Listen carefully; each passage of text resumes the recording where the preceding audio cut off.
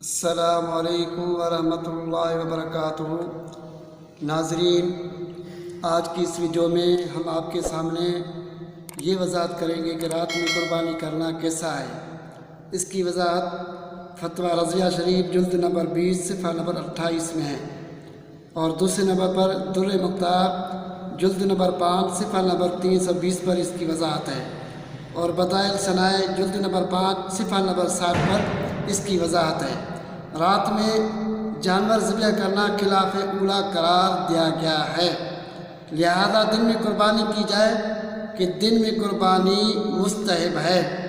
نبی کریم صلی اللہ علیہ وسلم نے رات میں ذبح کرنے سے منع فرمایا، تاہم یاد رہے کہ یہ ممانعت تنزیہی ہے نہ کہ تحریمی، اس کے مرتکب کو گناہ گار قرار دیا جائے۔ نیز رات میں قربانی کی ممانعت کی ایک حکمت یہ بھی بیان کی گئی ہے کہ چونکہ رات کے اندھیرے میں ذبح کرنے میں غلطی کا اندیشہ ہوتا ہے، یعنی جن رگوں کا کاٹنا ضروری ہے ممکن ہے کہ رات کو اچھی طرح نظر نہ آئے اور پوری طرح نہ کٹ پائے، لہذا اسے مکروہ تنزیہی قرار دیا گیا ہے۔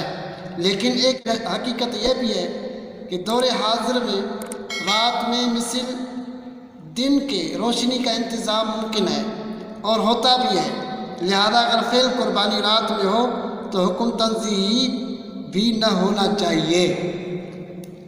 تاہم یہ ضرور یاد رہے کہ یہ ممانعت تنزیہی فقط فعل ذبح پر ہے نہ کہ ذبح شدہ جانور پر ہے، بلکہ اگر کسی صحیح ضرورت کے تحت رات میں ذبح کیا گیا تو ممانعت تنزیہی بھی نہ ہوگی۔